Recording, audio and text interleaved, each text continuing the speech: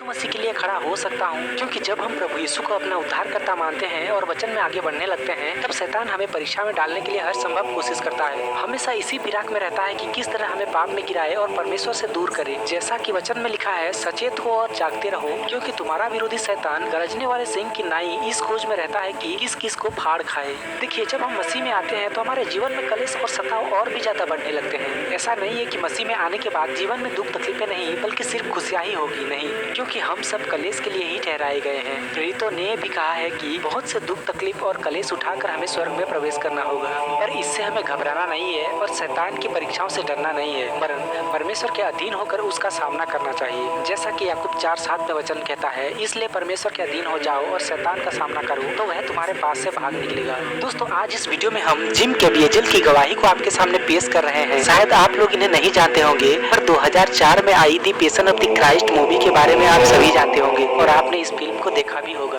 जिनमें इन्होंने यीशु मसीह का कैरेक्टर प्ले किया था। इस मूवी में क्रूस बलिदान के समय यीशु मसीह के कष्ट और असहनीय पीड़ा को लोगों के सामने असल तरीके से प्रदर्शन करने की कोशिश किया गया है, ताकि लोग यीशु मसीह के उस दर्द और पीड़ा को अपने अंदर अनुभव कर सके। जिम कैबियेजल बताते हैं कि शूटिंग के दौरान उन्हें अनजाने में काफी कोड़े लग गए थे और वो बहुत बुरी तरह से चोटिल भी हो गए थे। और जब वो रास्ते पर क्रूस उठाकर जा रहे थे, तब एक शैतान उन्हें भटकाने की कोशिश करता है, लेकिन जिम परीक्षा से पीछे नहीं हटते और परमेश्वर के साथ खड़े रहते हैं। जबकि उनके शरीर की हालत बुरी तरह से खराब हो चुका था, फिर भी उन्होंने परमेश्वर की महिमा के लिए अपने आप को सौंप दिया। और उन्होंने ये भी बताया कि जब उन्हें क्रूस पर चढ़ाया गया, तब उन्हें इतनी तकलीफ हो रही थी कि वो सांस भी नहीं ले पा रहे थे। इवन डॉक्टर्स ने भी ये कह दिया था कि शायद अब ये नहीं बच पाएंगे, लेकिन जिम कैबियेजल ने कहा कि अब मैं परमेश्वर के लिए अपना प्राण देने को भी तैयार हूँ। इस फिल्म को करते हुए अगर मैं मर भी जाऊँ, फिर भी बहुत सारे लोगों के जीवन बचाए जाएंगे। तो आइए जिम कैबियेजल की गवाही को सुनते हैं। जैसे कि ये अक्सर होता है कि जब आप परमेश्वर के लिए कुछ करना चाहते हैं तो शैतान आकर आपको दबाने की कोशिश करता है। मैं भी अचानक से सोचने लगा कि मुझे इस फिल्म के लिए हाँ नहीं करनी चाहिए थी। जब लोगों को पता चलेगा तो ये सही नहीं होगा और मुझे इस फिल्म के लिए ना कर देनी चाहिए, मैं इस मूवी के लायक नहीं हूँ। और फिर डायरेक्टर ने भी मुझे कॉल किया और कहा कि शायद इस फिल्म के बाद तुम इस शहर में एक्टिंग नहीं कर पाओगे और इसके लिए मैं जिम्मेदार नहीं होना चाहता। और मुझे भी डर लगने लगा और फिर मुझे एहसास हुआ कि इस काम के लिए परमेश्वर मुझे लेकर आए हैं। मेरा ये टैलेंट परमेश्वर की ओर से है, ना कि इंसानों की ओर से। और मैंने अपने आप से कहा कि हम सब बुलाए गए हैं अपनी अपनी सलीब उठाने के लिए, और अगर हम अपनी सलीब को नहीं उठाएंगे तो इसके वजह से ज़रूर कुचले जाएंगे। जब सवाल आता है इस फिल्म को करने के बारे में, तो मैं सोचता हूँ कि अगर हमने ये मूवी किसी नियंत्रण सेटिंग में की होती तो आप शायद असल प्रदर्शन को कभी नहीं देख पाते। ये सच में बहुत ही दर्दनाक और पीड़ा से भरा हुआ था। शुरुआत में ही मेरी हालत बहुत बुरी हो चुकी थी और मैंने पूरी कोशिश की कि मैं यीशु के जैसे बन सकूं, क्योंकि मैं नहीं चाहता था कि लोग मुझे देखें। मैं चाहता था कि लोग यीशु मसीह को देख सकें, कि जब लोग इस मूवी को देखें तो वो अपने आप को देख सकें जैसे कि हम अपने आप को देखते हैं, ऐसे नहीं, पर परमेश्वर की नज़र से कि वो हमें कैसे देखता है। अनजाने में मुझे बहुत कोड़े भी लग गए थे और मैं बुरी तरह से चोटिल हो गया था। जब मैं स्लीव को उठाया हुआ था तो मेरा ये कंधा बुरी तरह से जख्मी था।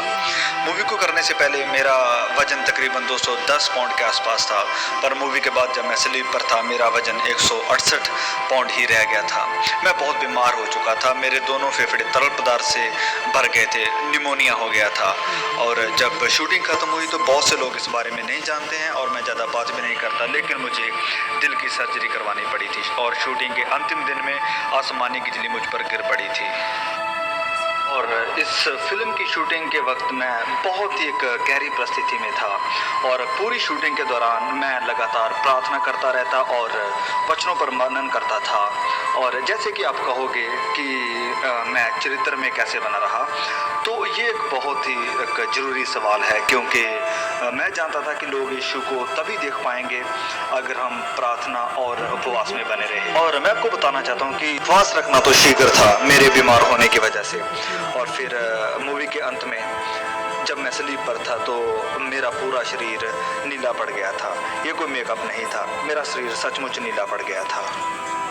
स्लीप के ऊपर मेरा ये का बहुत ही बुरी हालत में था और वो दर्द मेरे सहन शक्ति से बिल्कुल बाहर थी और मैं इतना बीमार था कि अगर ये कंधा निकल भी जाता तो मुझे कुछ भी महसूस नहीं होता और मेरे दिल में भी मुझे कुछ समस्या महसूस हो रही थी। और फिर जब डॉक्टर ने मशीन लगाकर चेकअप किया तो उसने हमारे डायरेक्टर मेल गिब्सन से कहा कि ये मर सकता है। तो हमारे मेल गिब्सन भी सोचने लगे और फिर मुझसे कहा कि जिम क्या करना है। तो मैंने मेल गिब्सन से कहा कि मैं अब मरने के लिए तैयार हूँ, ये अब मेरे और परमेश्वर के बीच का मामला है, तो मैं घर जाने के लिए तैयार हूँ, क्योंकि मैंने कभी भी अपने आप को इस लायक नहीं समझा था और उस समय मैं बिल्कुल तैयार था परमेश्वर के पास जाने के लिए। पर मैं जानता था कि अगर मैं इस फिल्म को बनाते हुए मर भी जाऊं तो बहुत से लोग इस फिल्म के द्वारा बचाए जाएंगे।